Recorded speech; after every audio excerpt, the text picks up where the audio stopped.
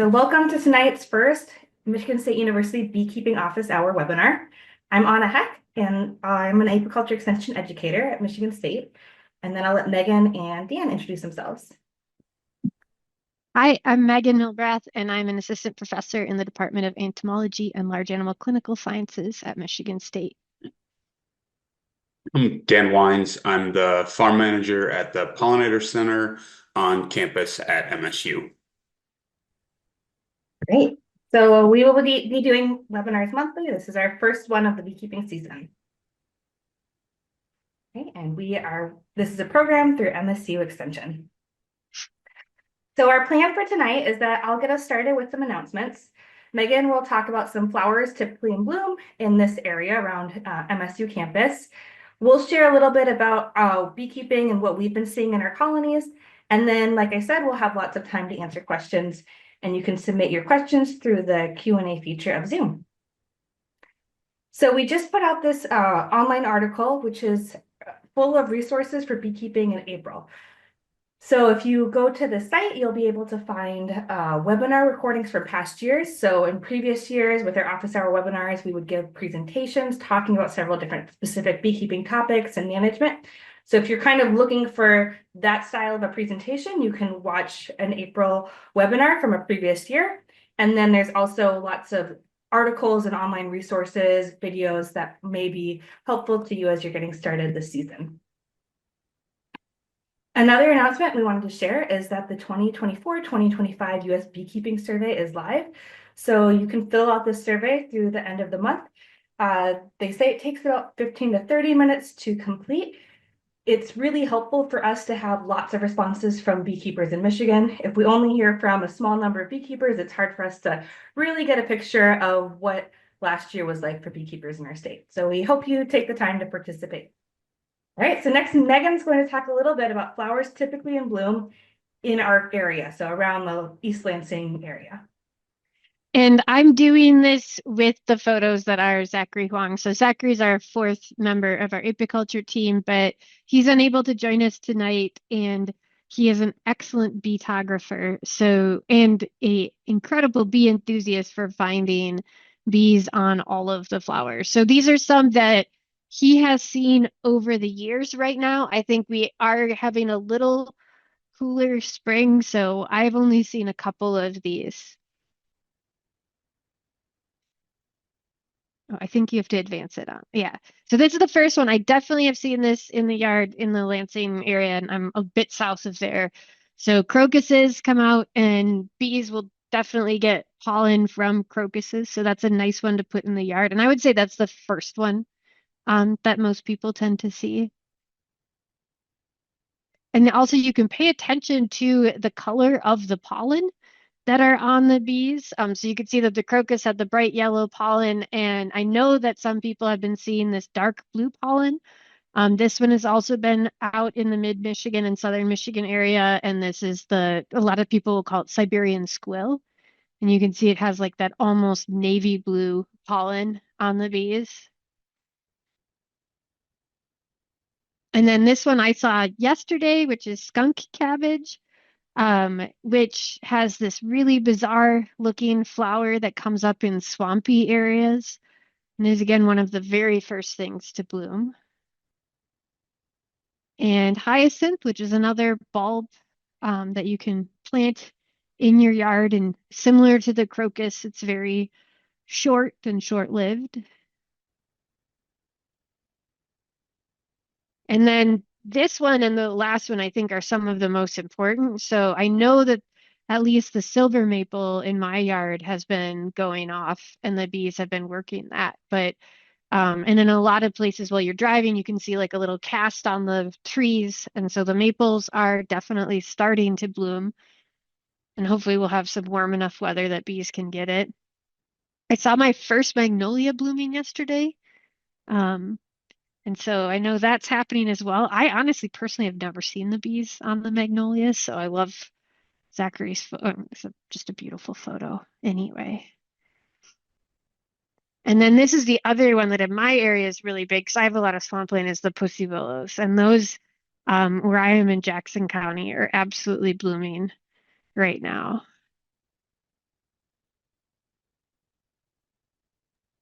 All right, thanks, Megan. These are some of our acknowledgements. We get a lot of funding support from the U.S. Department of Agriculture and then also from the Michigan Department of Agriculture, which has gotten money for us from the U.S. EPA to share educational materials. So I want to acknowledge those programs. All right, and if you have questions after tonight's webinar, or if you're not watching live, you can use the Ask Extension form on the pollinators.msu.edu site to submit questions. So you go to that site and you find the question button, and there'll be an Ask Extension form, and you can type out your question, you can attach photos, and that's really the best way for our team to receive your beekeeping questions outside of the office hour webinars. All right, so we are going to move on to answering your questions in just a bit here.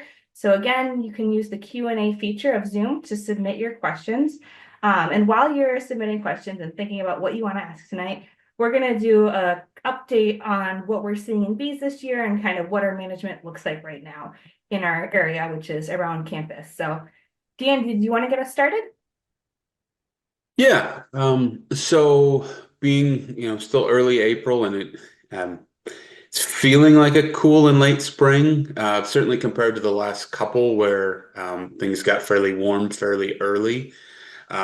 So because we haven't had a lot of real warm days, I would say the actual amount I've been really digging in hives has been pretty limited. But I am keeping a very close eye on them because, of course, as you get into March and this early part of April, while they're pretty well through winter, it's just getting them that last little bit. We often talk about your bees need resources, and if nature's not going to provide it, you need to provide it. And so when it comes to food, there just hasn't been a lot of flight hours this spring. So I've been doing some supplemental feeding of syrup, not across everything, but just hive by hive, kind of hefting them, seeing, things that are light. It's just giving them enough to get through to hopefully, some warmer days and some dandelion nectar and some of the other early spring nectar sources. Been cleaning off bottom boards and that, leveling up hives. Things tend to settle over the winter, so making sure, if anything's settled where it's pointing a little uphill, I try to get it back, the entrance pointing down, so it's not, collecting water in these spring rains, and taking entrance reducers out where I've used them.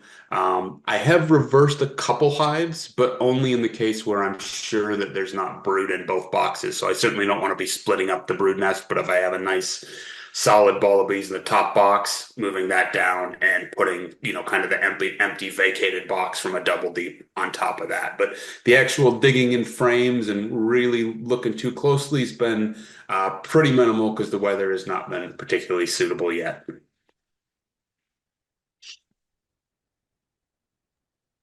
Hey, Megan, did you have anything to add? Well, I mean, I basically have done nothing except for check to make sure that they have enough food. But and getting my equipment ready. So where I am in Jackson County, I try to wait. Our last frost-free date is May 10th, which everyone hates to hear at this time of year. And so I do try to push the splits as late as possible. And one of the things that was taught to me that I like to use is for your very first step this season is to put some drawn comb on top of the hive before you even go into it.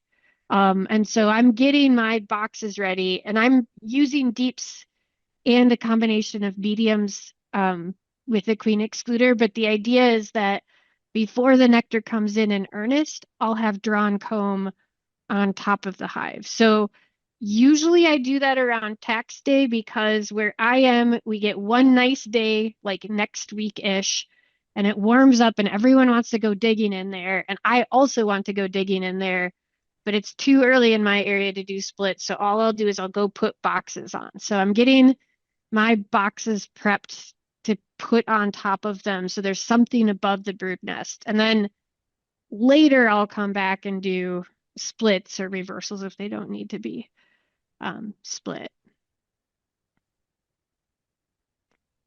Great. Well, we have a lot of questions in the Q&A box already, so I think we can get started on those.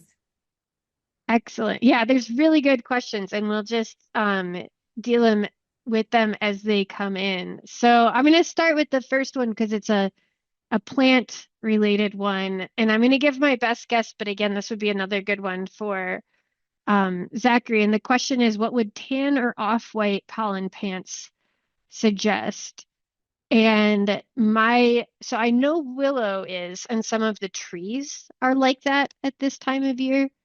I don't know. I mean, Zachary also had a lot of photos of like ornamental plants as well that maybe just aren't as common. So it could be something, that your neighbor has a particularly nice garden, or there are other things, but I know that some of the trees at this time of year are off-white, and then later in the season, clovers are going to be off-white.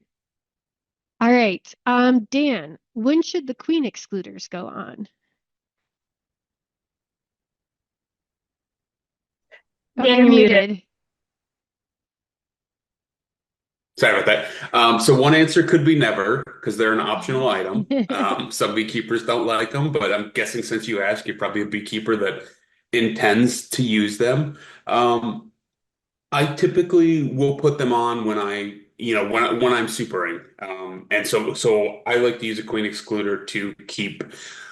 I like having supers that I'm going to extract honey from, not having the queen up there laying to darken that comb and worry about where the queen is when I later in the season want to harvest honey. So as soon as I'm putting supers on, I put them on with an excluder. Um, that varies a little year to year, but I would say that's going to be early May, late April. Like Megan said, better a little early with getting extra comb on them than a little bit late. Of course, if you're just putting um, drawn comb above the brood nest without the excluder, that's giving the queen access to that. So there can be some benefit in that as well. But yeah, I don't really ever have a super on without a queen excluder underneath it. All right, here's the first question that came in, I think, is one that a lot of people have and that I've been getting a lot as well. So the question is, I lost my bees last fall. I'd like to know how to determine the cause.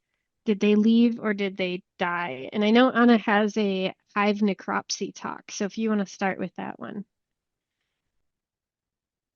Yeah, so normally when we lose colonies over the winter, the two main reasons are going to be varroa and the virus that they spread, or that they starved. And starvation's normally easier to rule out, right? Because you'll look at the colony, look through the hive, and if you don't find any honey in there, or if they were just really far away from their honey stores, then it's likely that they died from starvation.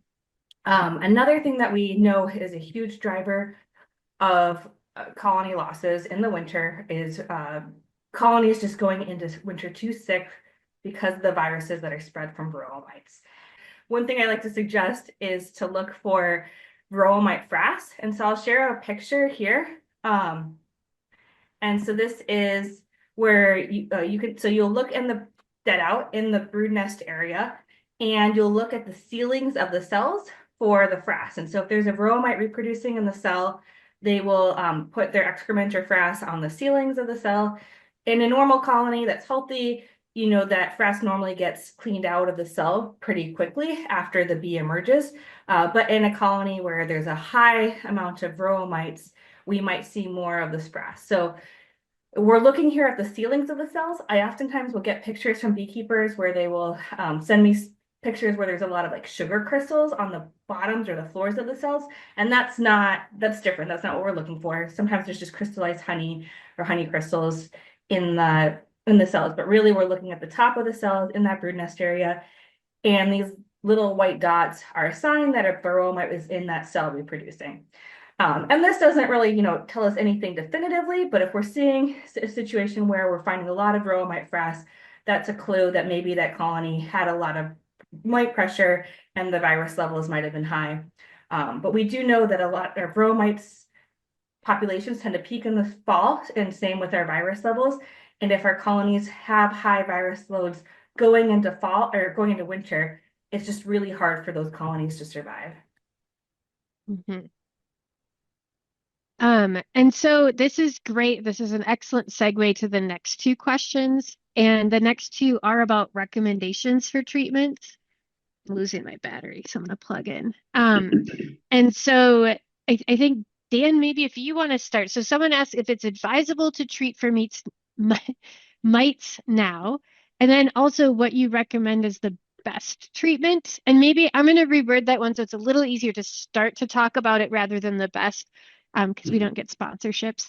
But is maybe so the MSUBs under Dan's care have done very well this year, and a big part of that is likely to, well, his excellent beekeeping skills and also staying on top of the mites there. So do you maybe want to talk about the management strategy that we did? And this is at MSU where we also have Zachary like having hives with very like literally growing mites next door. So we are keeping bees at a place where mite pressure is very high. So in that Mhm. context, what did we do? I think the photo I Yeah. shared, Dan, was from one of the colonies where there was a varroa mite experiment going on last summer. Yeah. Yeah. So yeah, and I like that it's when we think about mite treatments, there is no, yeah, Megan, Bast is hard because they're different and there's pros and cons. So thinking about it as you're thinking about your mite management program, it's situational. Um, so what I did last year on the vast majority of campus colonies, and keep in mind it varies a little because we're working around research and sampling schedules and workshop schedules and things like that. But most everything got treated 3 times with Formic Pro pads. I tend to favor a 2 pads at once application instead of a 1 pad followed by 1 pad.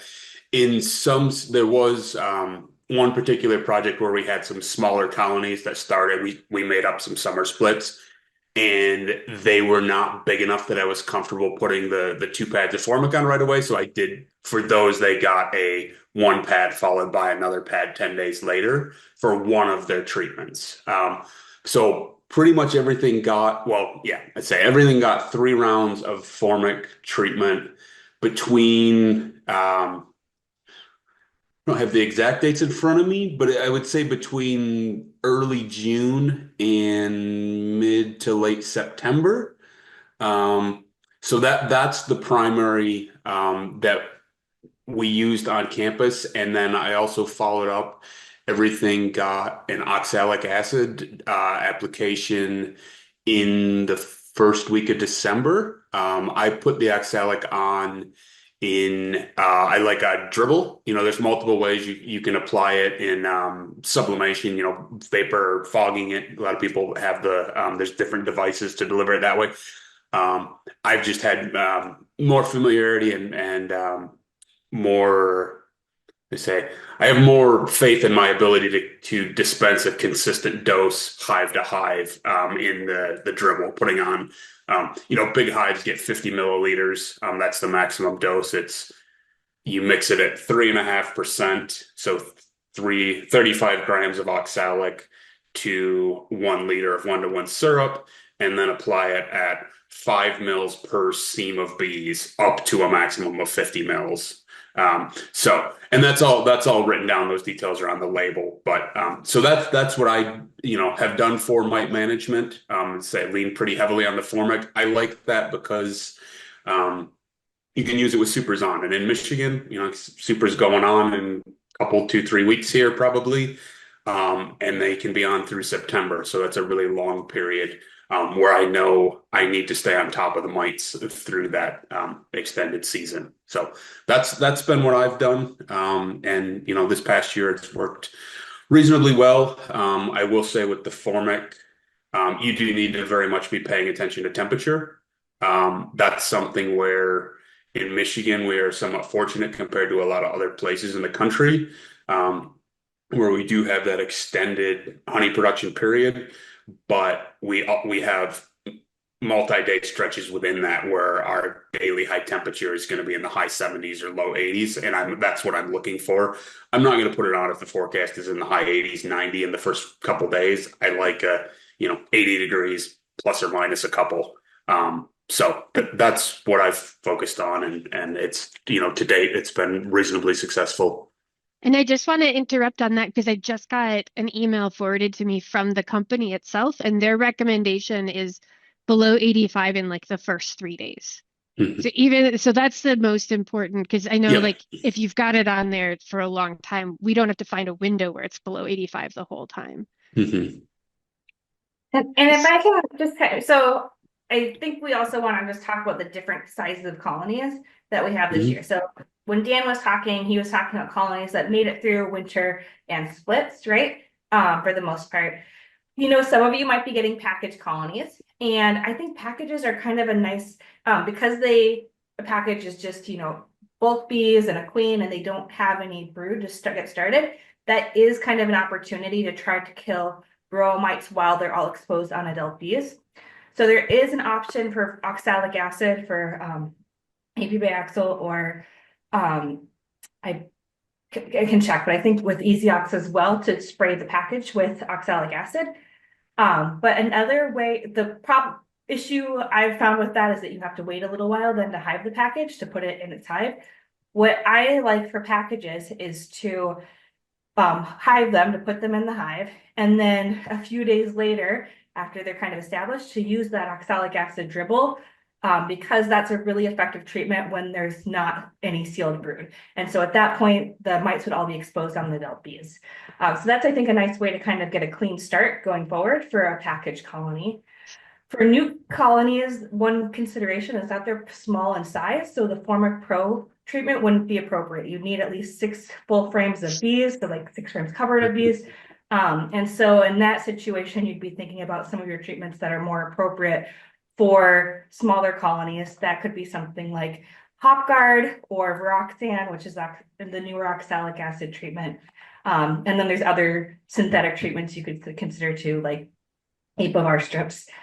And then for established colonies, like Dan was saying, a lot of times we've been using formic acid treatments for the established colonies because that's a really good treatment if you have honey supers on and if you have a lot of sealed brood.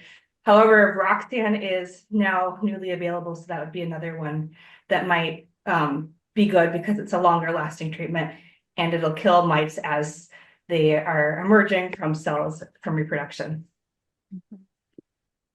And there are some people that use Apivar as an early spring treatment. That is one of the places I haven't really used it in my operation. But you would have to, at this time of year, you have to make sure that it's completely done before your honey supers are on and it's in there. So sometimes people will put it in a little bit earlier. But you just want to make sure if you are using Apivar, because we're seeing so much resistance, that you've got other things lined up for later in the season. So that can be one of your tools if you wanted to use it. But it is nice to see that people are starting the year out thinking about that. There is a question about how to clean black mold from woodenware without damaging the propolis layer. And I'll start with that one and other people can answer. So the best way to do it is just to completely ignore it. The molds that are in the hive that show up in a dead out are not typically pathogenic to bees. So even you can see like black, like almost like a mildewy thing that's on there. And then a lot of times on the comb itself, you'll see like a light blue or it has like a whitish cast to it. And those are fine for bees. Obviously, if there's huge amounts of it, that's not a gift to put that into the hive. But the bees will generally clean a lot of stuff up. So when I'm concerned about what's going back into a hive after a dead out or equipment that's been in storage, I'm more concerned about dead bees or dead larvae in it. I try not to put dead brood back into a hive and lots of pollen or really old bee bread. Or if the comb is all weird, those would be the ones that I would prioritize to cull. But a small amount of mold doesn't really bother me, which is nice. Um, all right. So there's some about, I'm just going to skip around.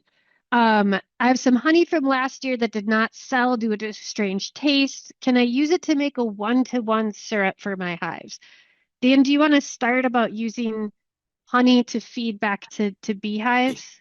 Yeah, so generally not advisable for disease transmission reasons.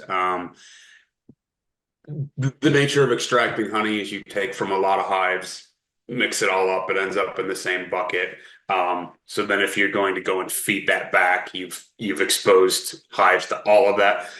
I could have a little leniency on that if you said, I had one hive and this is honey from that hive and you fed it back. But generally speaking, feeding honey back to bees is not something you want to do. If it's not a real desirable taste for table honey, make mead. I'm not sure, but yeah, generally speaking, feed you should be very cautious about feeding honey to bees from the disease transmission aspect. And we have definitely found you can find American foulbrood spores, European foulbrood bacteria, and nosema all can at least exist in honey, but none of those will harm humans. You can also bake with it if it doesn't taste great, for just eating. Um, all right. So, man, there's so many. I'm just scrolling. You guys have really good questions. Um, Oh, I'm going to give this one. This is on the same note. I'm also going to give it to Dan because I want to see if he's solved this problem for everyone. Extracting honey from frames of dead outs suggests means for the homeowner to get this. I'm just watching Anna get the honey up to temperature to get the honey to flow out of the frames while in the extractor.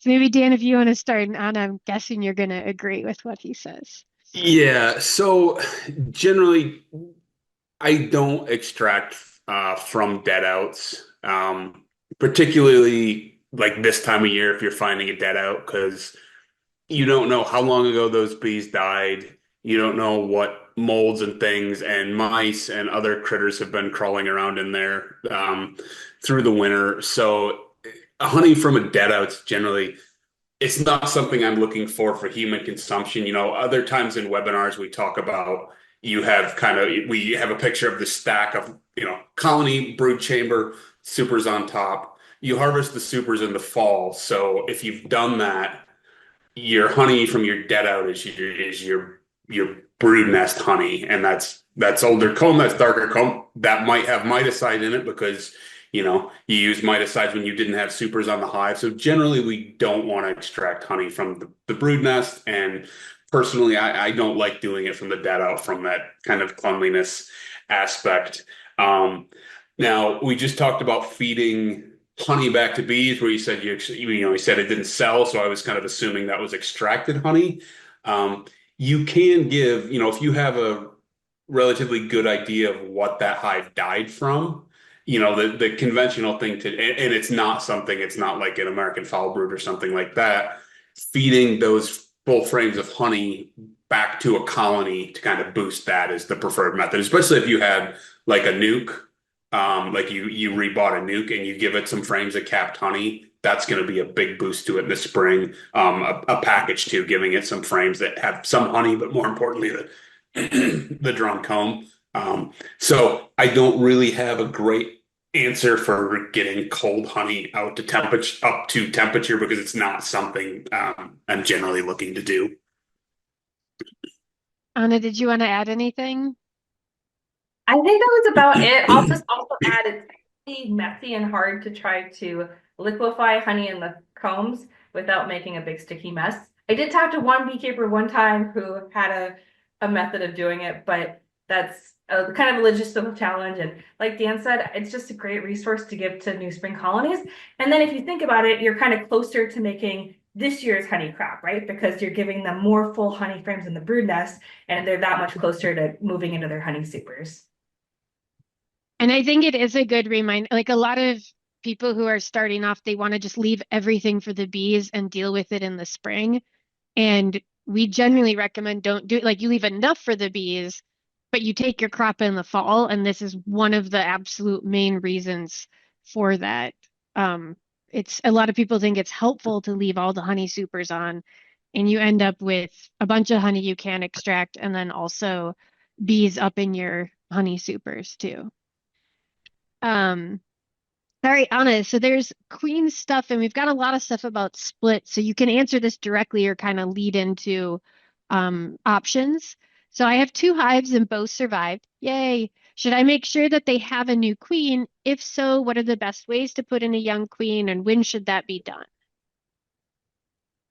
Yeah, so normally for colonies that make it through the winter, we're going to split them. They're are some exceptions, but I'd say for a lot of our beekeepers, especially for colonies that come through that are strong in population, we're going to be looking to split them as a way to deter swarming, right? So our colonies are superorganism. The way they reproduce is by swarming. One of the ways we can try to deter them from that impulse is to split them. And so it depends, there's different options.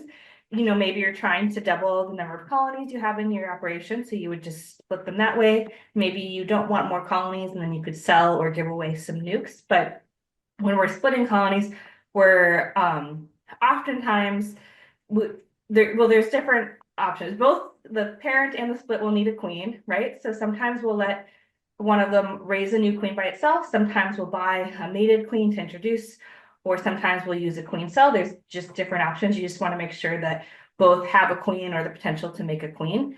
A lot of times we're not requeening right away though. A lot of times we're leaving that queen that made it through the winter, letting her build up in population. Some beekeepers do like to requeen with a young queen, but oftentimes we do that requeening after the spring buildup in the summer. Okay, and then there's a question. It says, do you demerate? And if so, when? So I'll start with that one as the largest demerate devotee. So the demerate is a method for making splits or dealing with the swarming impulse in spring. And the idea behind it is the queen stays down below and with enough space. And I'll put the way to spell it in the chat if people want to Google it. I won't give the full description. But the idea is that you basically split the hive, but keep it all in one stack. So I'll take the bulk of the brood out, leave the queen down below with plenty of space to lay, plenty of room for them to put honey away, all the queen excluder on, and maybe some more space, and then the brood is at the top. And the idea is that I can either allow them to recombine, which doesn't always work, or I can take that top off and put a new queen in it, or I can let that top part start to raise a new queen and take it off before she emerges. So the reason that I really like it is that it gives you some options. The other reason I really like it is it buys you another week. And so I mentioned where I am in Jackson County, our last frost-free date is May 10th. But in like between now and then, it's going to get warm and then cold and then warm and then cold. And we like talk about fake spring and false spring. And what happens is the bees can build up quite a bit. But then if I split too early, we can get chilled. And so what I will do is I will be watching the bees very, very carefully from now until when I decide they're going to be split. And the things that I'm going to be looking for when I take this action are going to be when I start to see full frames of brood. So like when you've got some frames that have like wall to wall brood. So if you go in early, you just see like little circles of brood or a small brood nest. But when you start to see wall to wall brood, and then the other thing that I'm going to look for is when you start to see some backfilling in the brood nest. So when you see bees that emerge from the brood nest, and instead of a new egg being laid there, it's filled in with nectar. So that indicates that that colony is about to start to feel really crowded. So I do this before I see queen cells, but when I'm seeing these early signs that this is a colony that's ready to split, and then I'll move them up above. Once you move the brood up there, you have about a week before, you're going to have to deal with a queen emerging. That's going to be a problem. So you kind of have a week to sort out your equipment, where you want to move it to, things like that. So the signs that I look for before I do that style of split is when I see full frames of brood and when I start to see some backfilling. And then once I see it on some hives, I basically do it across the board. All right. Okay, so there's quite a few questions on small hive beetles. So Dan, maybe do you want to start on that? It says, would you put down guard star on the ground in front of your hives for small hive beetles? I did see a very small larva in my hive under a microcloth.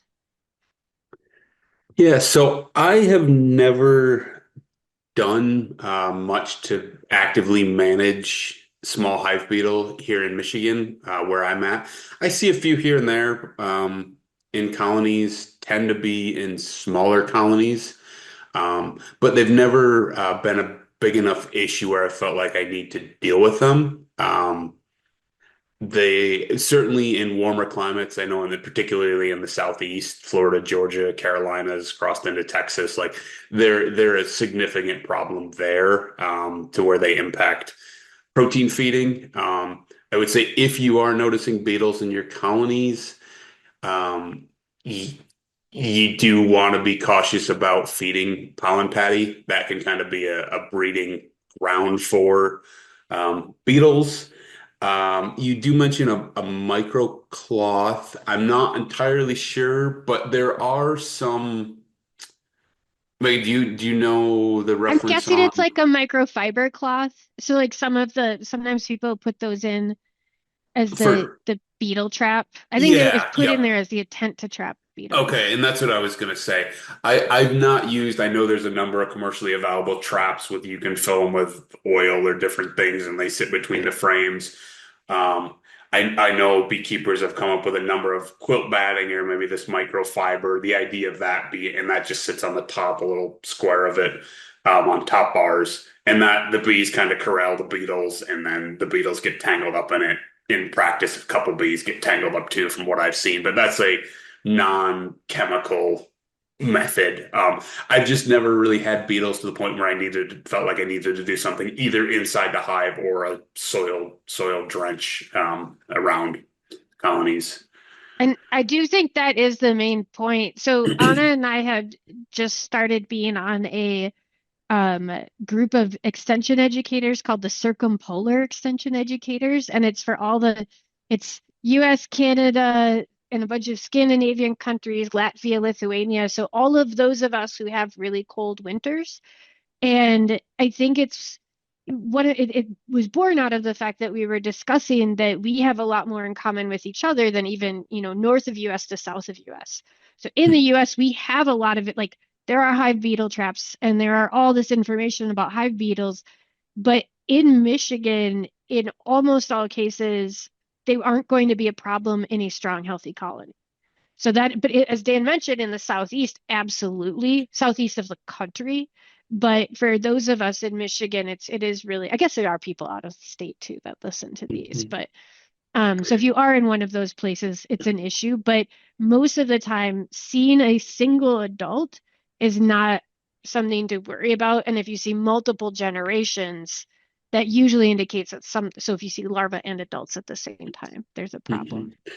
I will just quickly say the one thing that small hive beetles do impact me is with honey extraction.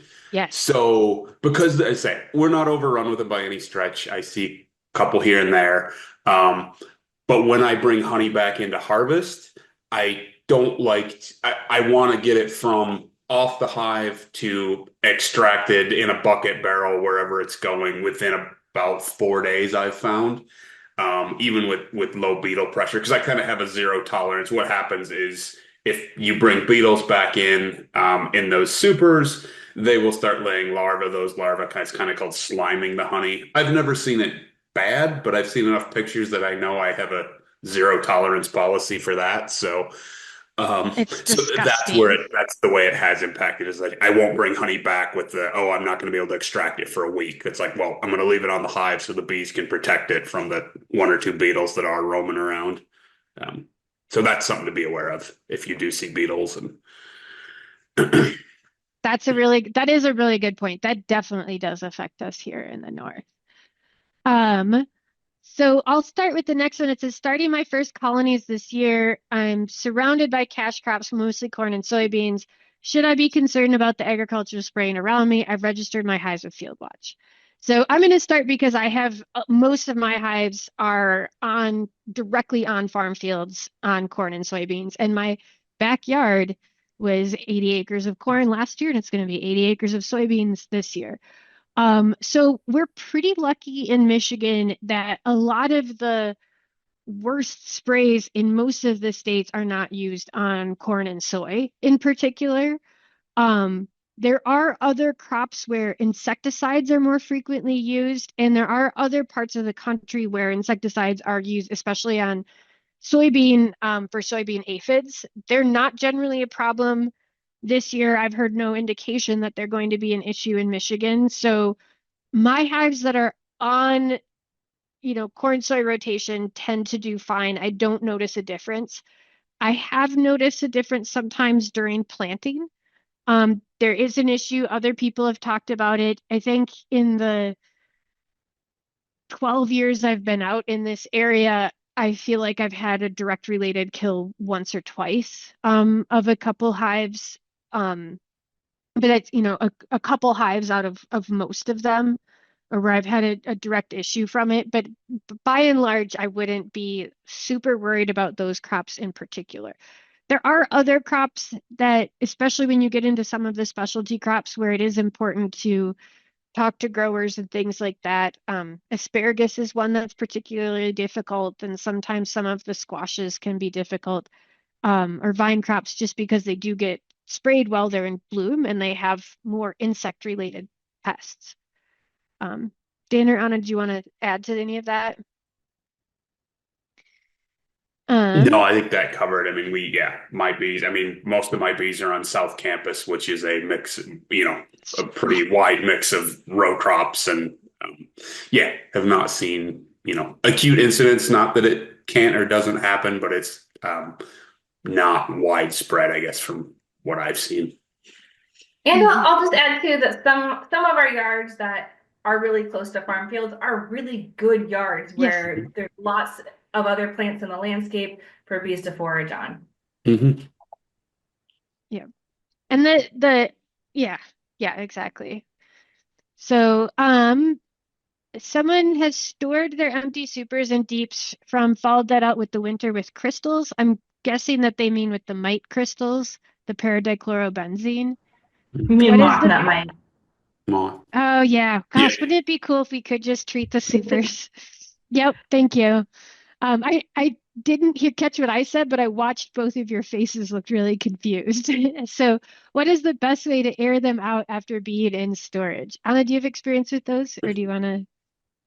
Okay, I've used them in the past, because well, and this is one thing. So, as Dan mentioned, not every beekeeper uses queen excluders. And one of the nicest things about using queen excluders is you can keep your honey supers without having any brood in them ever. And so that makes it so that the moths are less attracted to them because they won't have that silk protein in there from the bees spinning the cocoons. As being on the side of not being a huge fan of queen excluders, I do have them sometimes go up into my honey boxes, and they are a little more attracted to that. If I have a year where I can sort them, I do try to sort those out so that I'm storing ones that don't have brood in them. But if not, I will use the moth crystals. I put them on in the fall just once as I put them away for storage, and it's totally gone by springtime. So if you're using the Paramoth, which is paradichlorobenzene and is designed for this context, if you've put it on, in the fall, which is when our risk is, or late summer, it should be totally fine to use by now, as long as it's not, totally sealed up. They just need about a week to really air out. I'll just All right. say too that all that information should be on the EPA pesticide label. So I'll put Yes, the Paramoth labels in the chat. yes, but for us in Michigan, our risk of moths is really end of July through basically the first hard frost. So that's kind of the only time you need to put it on there. All right, Anna. I'm a new beekeeper and purchased boxes from a friend. Both hives were vacated by her bees and they left behind honey, pollen, etc. Is it okay to introduce my new bees to these hives that have drawn out comb honey, etc., or should I start them off clean and new? What was I just missed one part. I just there's put so it in many the parts. answered ones. I just put it in the answered ones too. So brand Okay. new colonies, or basically they want to put bees back into dead outs, but it came from a friend.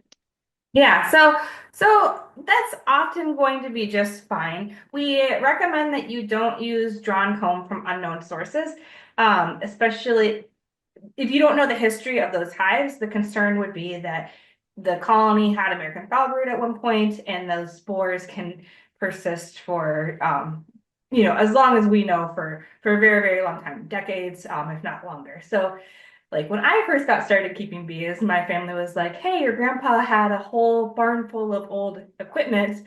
Do you want to use it?" And I was like, as tempting as that was, because I want to save some money, chances are probably pretty good that I could have ended up with American foulbrood because we know that American foulbrood used to be more common back in the day.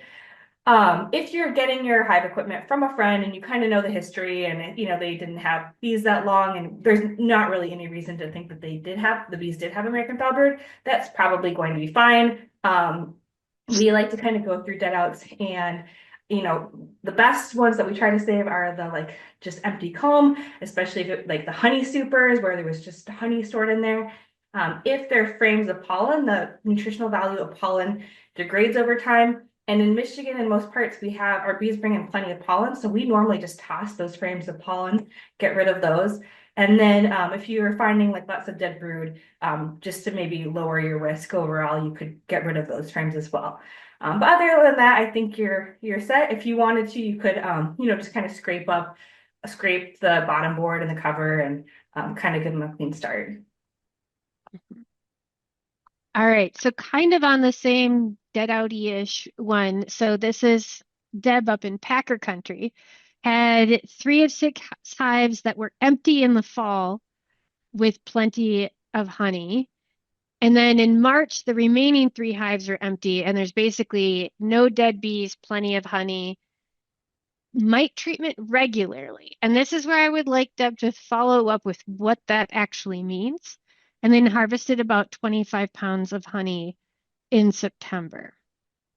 So the reason that, well, I guess I'm going to start because I can't hold back. But the reason that was a flag for me is we used to, when we were started educating about treating for mites, we would talk about like how often you need to treat.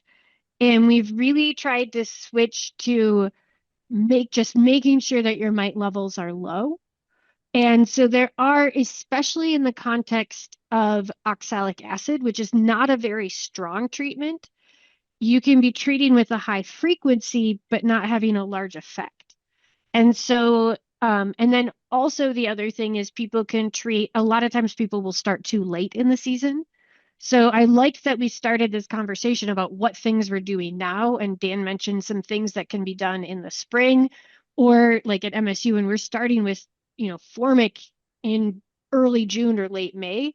It is a season long thing. So Varroa is the likely culprit when you have the bees disappear because a lot of the effects of the viruses, when bees get disease, one of their adaptations is to leave the hive. Like that's a lovely thing to do if you're really sick to avoid transmission in the hive.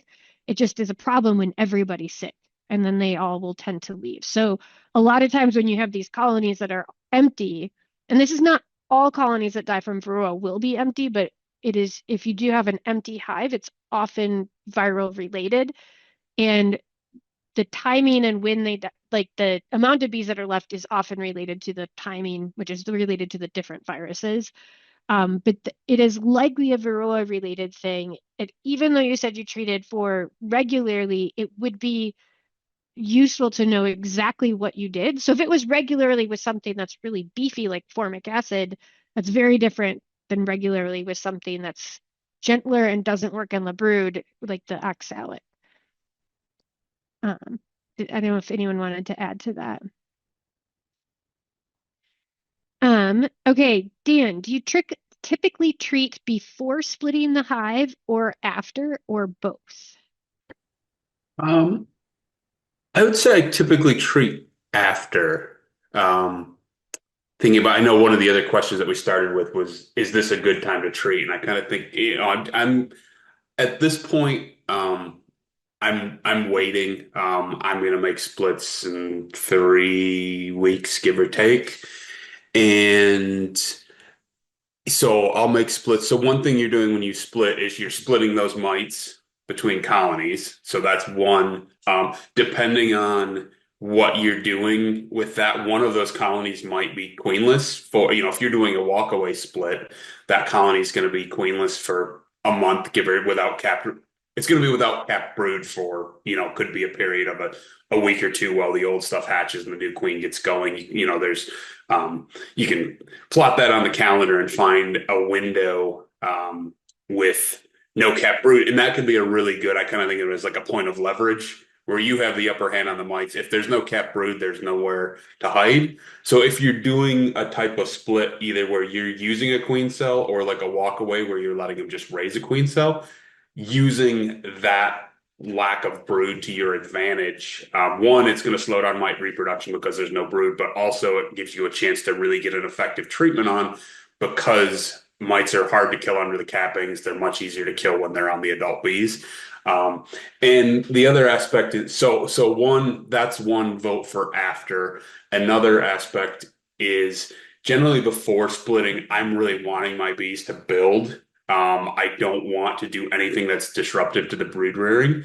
And like I started about talking, formic acid is kind of the primary treatment I lean on. It can be disruptive. It will slow the queen down. If you put formic acid on, she may stop laying for a few days to, up to a week if you're right up around that high temperature threshold.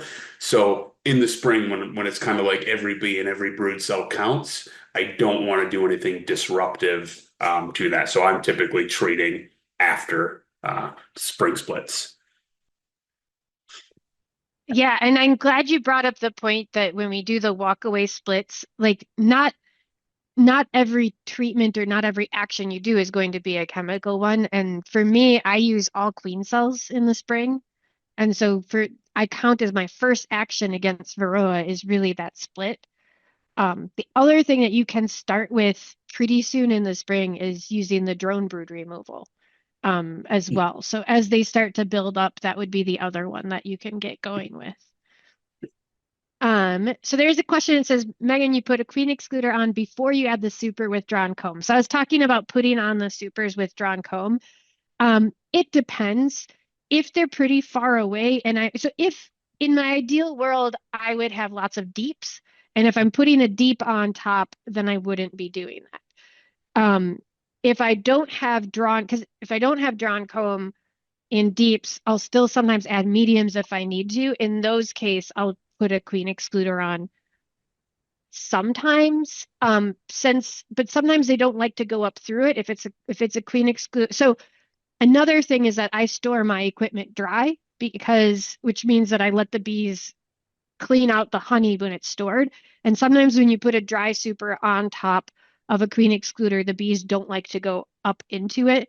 Versus if you had bee-proof storage, then you could store the honey supers wet and the bees would go up. So sometimes I'll put a queen, see, I almost said honey excluder. That's how I really feel. Sometimes I'll put a queen excluder on, but usually I don't. But also if I have a medium as part of my brood nest, that's not the end of the world for me. I'll just kind of let it mix in. So I'd say most of my hives are two deeps in the mediums and some of them are two deeps and some of them have a medium involved in the brood nest. Someone also pointed out that hellebores are also blooming and the bees are all over that. That's lovely to hear too. All right. Anna, last fall, one of my hives was robbed, and being a weak hive, the colony got infected with wax moths. What can I do at this point to save that hive? Yeah, so one thing is to think back about, why it was weak, right? So weak in population. And maybe maybe you don't, but sometimes that's a sign that the colony was really sick. Sometimes it's a sign that the colony is queenless or becoming, laying workers. So that can all kind of be helpful information as you think about it. At this point, and I would kind of be curious, are you sure that it was wax moth or small hive beetle? Sometimes the larvae of those two can look similar. And both of those can be found in colonies weak in population.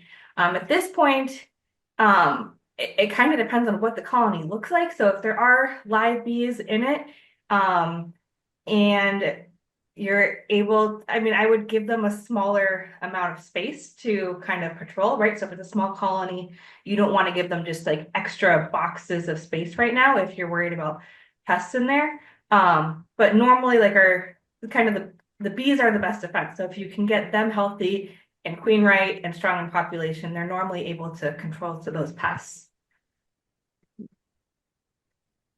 And I think the term about infected is not like the wax moths just move in, but then they die in the winter. So if the wax moths have been there, that doesn't mean that it's going to be problematic. But yeah, you might be tossing those frames if you're seeing a lot of the damage from the wax moth. Yeah.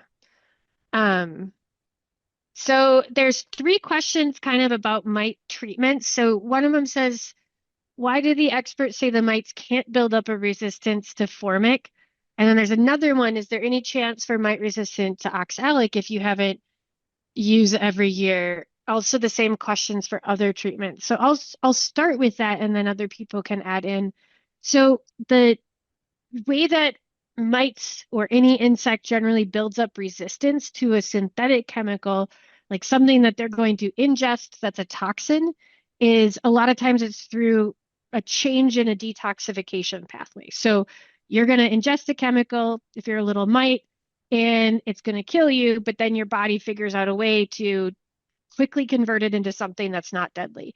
That's something that like literally bodies are designed to do, is to figure out pathways to get rid of chemicals. So that's like the main reason that bees can handle being out in a world with all these different chemicals. That's an easy thing to kind of switch. So that's why we have seen a lot of resistance to coumaphos, to fluvalinate, and now to apivar. So those classic synthetic pesticides, we really want to be careful in if or how we use them, because it's very likely that they will develop resistance. And in the case of coumaphos, that's just gross because that'll stay in your hive forever.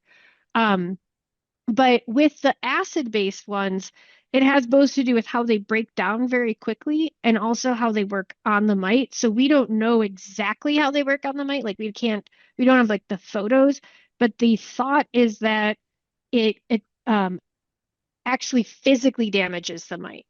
So it's not that it ingests a poison, but it's actually damaging the mite so much, which means that if the mite wanted to evolve against it, they would actually have to develop like a whole new body, and that's very unlikely. So it's one of those things that's theoretically possible, but is quite unlikely. That being said, it's good to just have things in rotation anyway. Especially for oxalic acid. I talk to so many beekeepers who only use oxalic acid and their bees are not staying alive because it's not strong enough. And if it is working for you, then yay, keep doing whatever you want to do. You don't have to convince me otherwise. But that one is definitely one that in a lot of cases, people have been really dependent on it.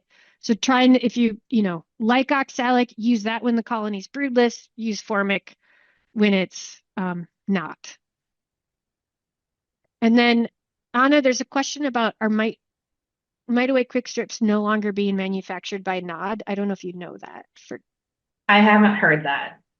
I think that's true. I think I'd heard they're just Formic Pro now. I think I picked that up at ABF. That's what I have also technically heard, but cannot officially confirm. So you guys have such good questions. We're just gonna do this till midnight. All right. Let's see. I don't know, is there anyone that you guys particularly want to do? Some of them are a little overlappy. I'll answer the Master Gardener one right now. Perfect. So someone asked, do you know if beekeeping offers hours also count toward continuing education hours for MSU Extension Master Gardeners? I do not. You'd have to check with your Master Gardener coordinator. I do know that our Pollinator Champions course counts towards credit, so you can take that. And I also like that you said shout out to Master Gardeners, because yes, we agree. Shout out to Master Gardeners. Yes. All right, Dan, what is a good way to clean a queen excluder after it's been in use? I have an idea go ahead. I don't know if you're going to say this. So one thing that I've seen that's really effective is if you have those solar wax melters, and then you put them in the solar wax melters, and the heat from the sun melts the wax off. But go ahead for other ideas. Well, and we're thinking in the metal queen excluder or metal with wood binding as opposed to the plastic. Yeah, I think heat is your friend. I've used the heat gun. heat gun and then a good tap. Um, that's what I've used. I generally don't worry too much about it. Sometimes I'll scrape so with the metal ones, you're gonna have once the lateral ribs are all on one side. Let's call that the bottom. And then so you've got a smooth surface on the top of all your queen width. I'll scrape the top. I won't because you can get a full run down it, but you can't get a full run down the bottom because it's got those lateral ribs. But yeah, a heat gun with the plastic ones, I would probably put it in the freezer and then kind of try to flex it, tap it sort of situation. So that would be um, my approach. All right. There is a question about using the Sertan Bacillus thuringiensis for wax moth prevention. So that one, that's a BT, which is a biological. It's still classified as a pesticide, but it is completely natural. It's produced by a bacteria. Um, that one is, I have not personally used it. However, I have really good information from people who I trust who like it, and they said it worked well for them. Um, the only reason that I haven't done it is you do have to spray all the surfaces, which if you only have a couple hives, that's not a big deal, but it is another option for Wrath Mox prevention is the Sertan. Um, all right. Let's see. I installed a nuke. I'm just going for this one. I haven't read it yet. So I installed a nuke in early May, treated with Formic Pro in late June, and again first week of August. Lots of bees seen in September inspection, along with quite a bit of worker brood. Hive died sometime in late November, probably a few 100 pounds of dead bees. Any thoughts to what might have happened? So, I mean, so one thing that Dan mentioned is we're doing 3 treatments with Formic, and granted, these are overwintered hives. Um, and then treating all the way through. So, sorry, I'm just going to say what probably happened was Varroa. And it is incredibly frustrating to talk about the fact that you did multiple treatments and it's still likely Varroa. And that is just the sad, depressing world that we're in right now. So when I moved to Michigan, I did not have to, when I grew up keeping bees, I didn't have to treat for Varroa. When I moved to Michigan, I could in like 2009, I could manage it with just splits. And then since then, it feels like every single year, you just have to do more and more. So unfortunately, we're living in an era at this moment, till things get better and breeding comes along or someone saves us, that 2 treatments was probably insufficient. And what could likely happen in the fall or the late season is that you maybe kept your mite levels down, but after August, if there are a lot of hives crashing around you, they're going to be coming in, your bees are going to be robbing them out. So one thing you could add for next year is thinking about something that you could have in the fall or the late season. I often use one of the thymol based products for that, which would be like Apiguard Guard or Apica Life Var, which you put on after the honey is off.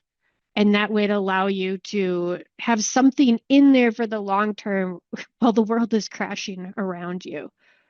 Anna or Dan, did you want to add to that? Dan, you're muted.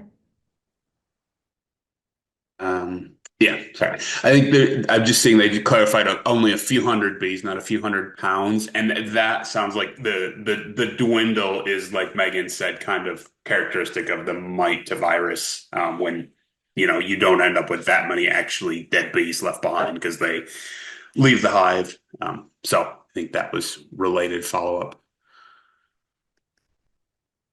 Yeah, it is really hard to talk about because it's just not fun. Um, this is okay, Anna, here's a nice straightforward one. This is my first year beekeeping. I pick up my bees next month. Yay! How long can they live in the package before I place them in my beehive? Yeah, so they can live several days, but normally our suggestion is going to be to get them in the hive sooner rather than later. And you can do it in all kinds of situations. The University of Minnesota Bee Lab has a nice video on YouTube called something like hiving packages in sleet and snow. And so if you're wondering how you hive a package if the weather is not good, they have some great examples and some tricks to doing it. But normally you're going to want just to not make it too stressful on that package to get them into the hive. I like to do it, the day I get them or the next day. If you need to keep them alive for longer, you can keep them kind of in a indoor space in the dark, where it's a little bit cooler. If you're hearing them fan and using their wings a lot, that might mean that they're too warm. You need to continually feed them. So you can do that by mixing sugar water in a spray bottle and then spraying the package and so that they can get it through the screen. And that can help cool them down if needed, but it also is important for feeding them. So you can keep them alive for several days before hiving. But normally our advice is, or my preference at least, is to just hive them that day or the next day so that you're not worried about too much stress or losing those bees by trying to keep them alive in the package box. Yeah. All right. So we have more questions. I know we kind of touched on this, but I kind of like to re-answer some that when they're worded differently. So I think what to do with dead outs, what to do with honey from dead outs, and especially if you have a hive that has many frames of capped honey. I don't know, Dan, do you want to just kind of reiterate what you would do? Yeah, and so the what to do with that outs. I mean, first thing, it can be a learning experience. So going through and seeing, what's left, and that includes in the combs, also bottom board and things like that. Um, Megan mentioned earlier, it can be a good time to cull frames if there's remaining capped brood or big sheets of pollen. Those can be good ones to cull. If you've got frames of honey. Those again, if you're able to go through and look and see we didn't have American foul brood here, using those honey to boost new units in the spring is kind of the best place, best allocation of those resources. Again, if it's you're dumping a package in on that drawn comb with some honey, or you've got a nuke and to fill out its single box, you're putting some honey outside or in the box above it. That's going to kind of give those bees a real boost in the spring. Excellent. Anna, is powdered sugar an effective way to help bees fight the varroa mite? So as far as no, there's been some studies looking at it with maybe some mixed results, but overall, it's not an effective treatment. It's not an approved treatment for managing varroa mites, and we know that sometimes powdered sugar can damage the brood that's in the hive. So it's we do use powdered sugar sometimes to monitor for varroa mites. There's the alcohol wash test or the powdered sugar roll to monitor for varroa mites, and the powdered sugar can help the mites dislodge from adult bees in the sample, but it's not a trusted way of managing varroa mites in the colony. Yes. What about the best location? I'm going to keep this with you, Anna, to set up a hive.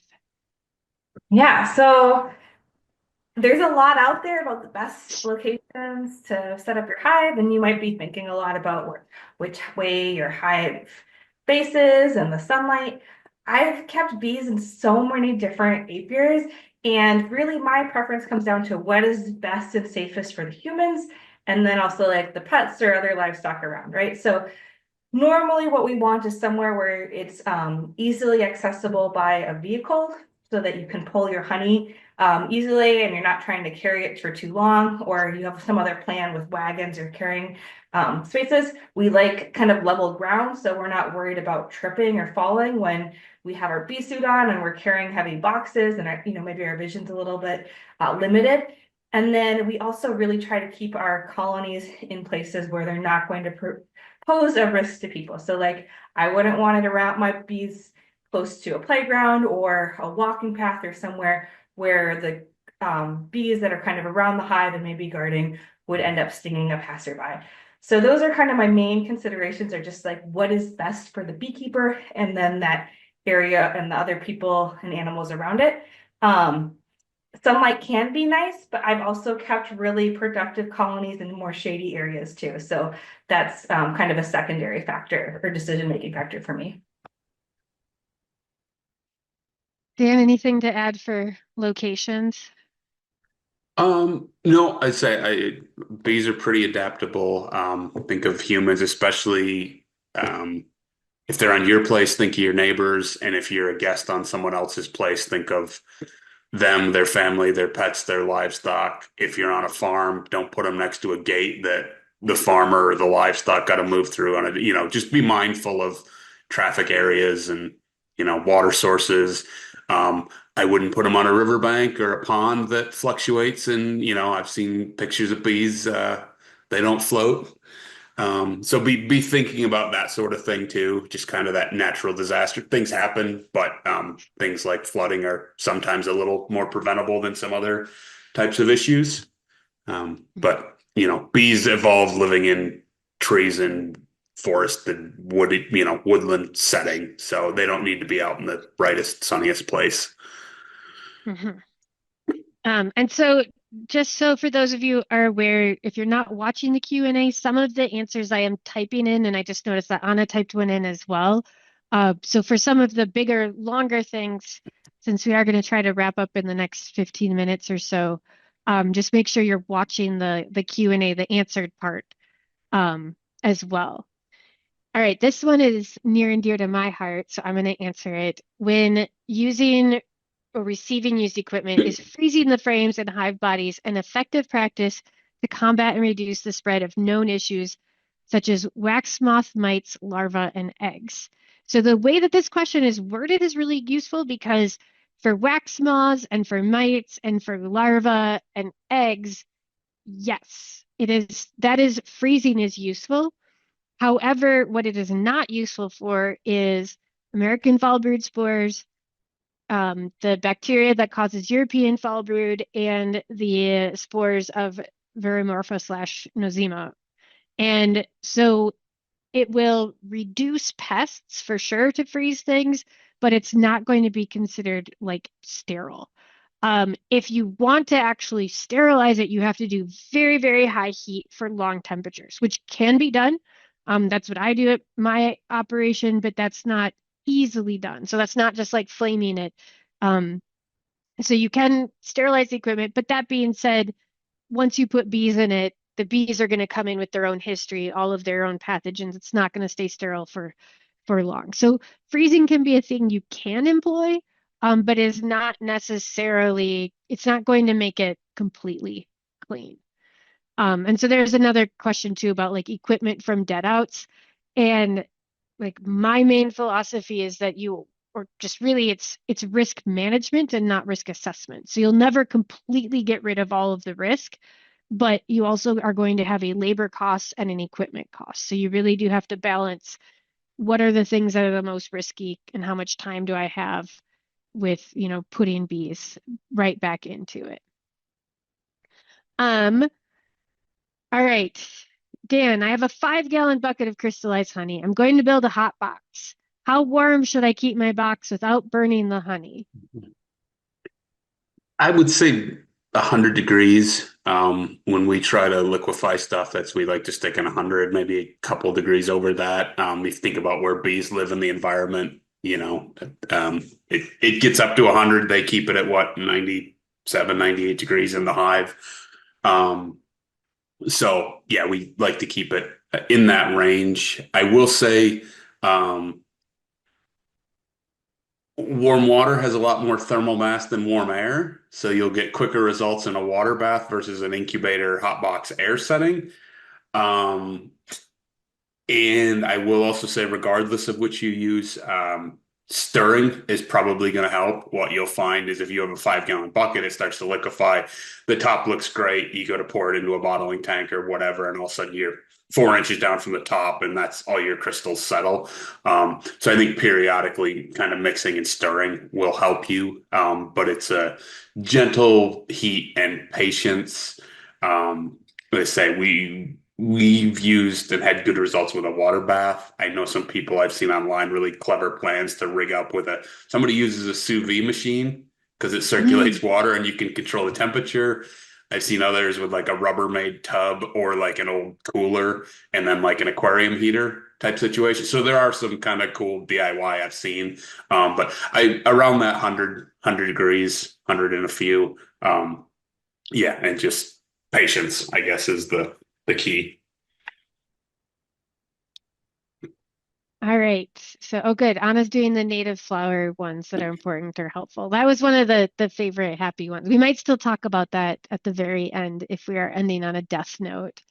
Because you have a lot of death talk tonight, which is appropriate for the season.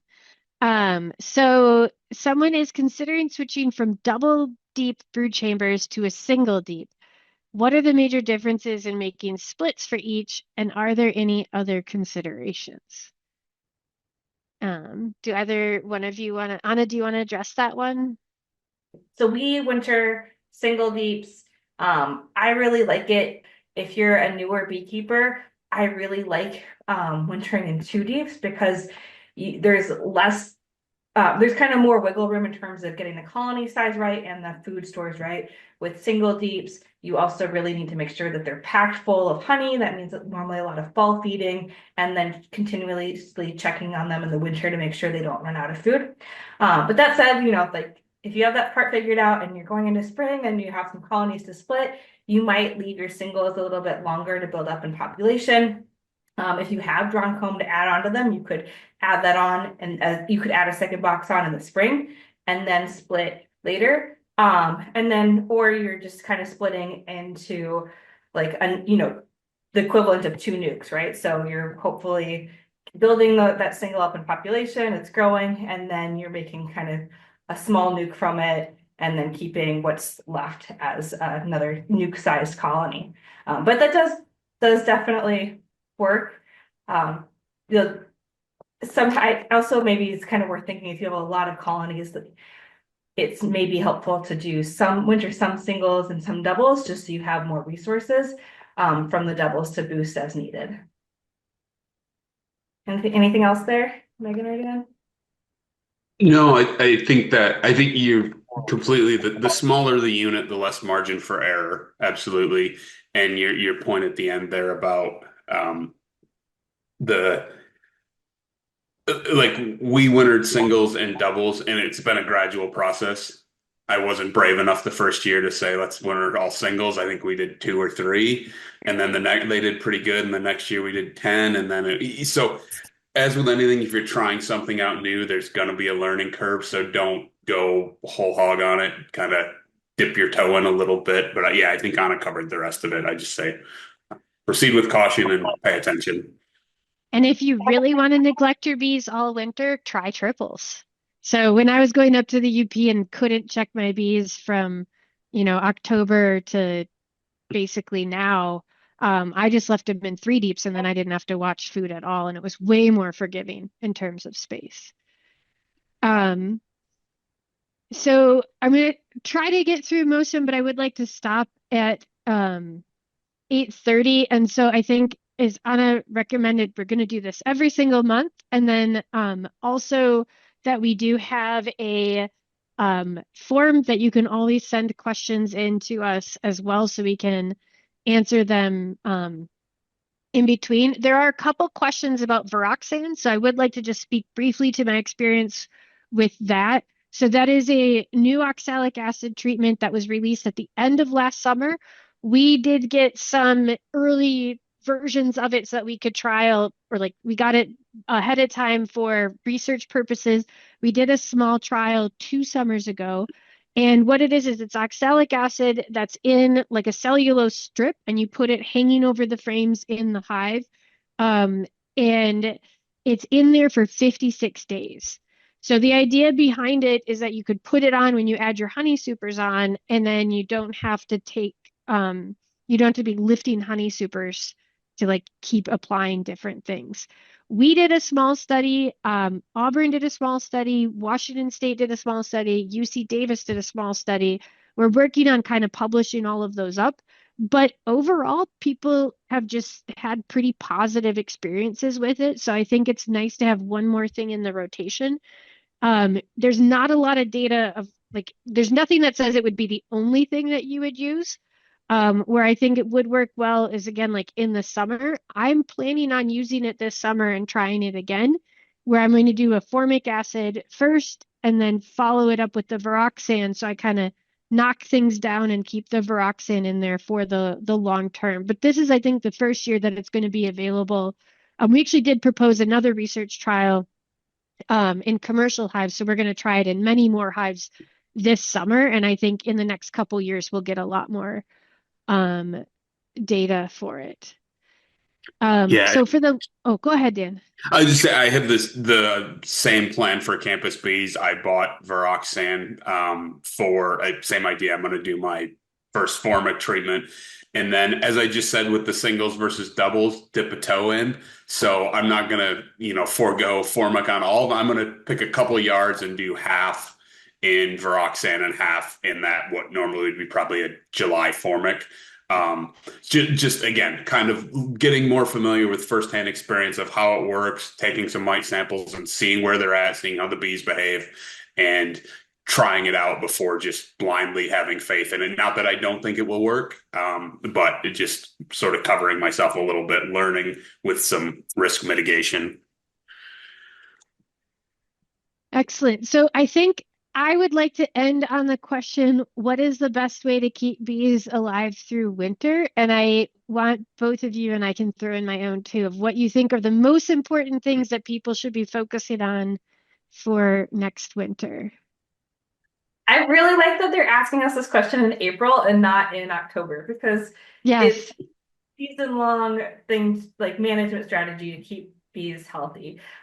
So you want to keep your colonies queen right. If they aren't queen right during the season, you want to resolve those issues so that they have a queen. You want to keep them healthy. There's lots, of regular inspections you should be doing to be checking your colonies to make sure that they are queen right. You're not seeing signs of disease.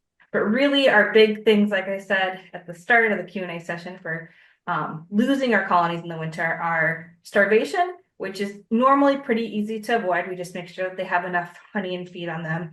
And then the big one is that colonies that have high virus loads, especially spread from varroa mites, in the fall just aren't able to get through winter a lot of the time. So we know colonies that are healthy, that have lots of honey, can make it through really harsh winters. It's just a matter of those colonies being healthy enough. So that's why, we're thinking about ways all season long to keep the varroa mite levels low. So we're not getting these spikes in varroa mite populations. And then because we want to avoid the high virus load spread by the mites. I don't think I could say it better than that. Um, yeah, I think that was great. So there's lots, it's killing me that we're stopping right now but I feel like we're going to be doing this all night. So I want to thank everyone for your attention, for your really, really good questions tonight. And hopefully we can answer some more next week, or sorry, not next week, would be fun. Next month.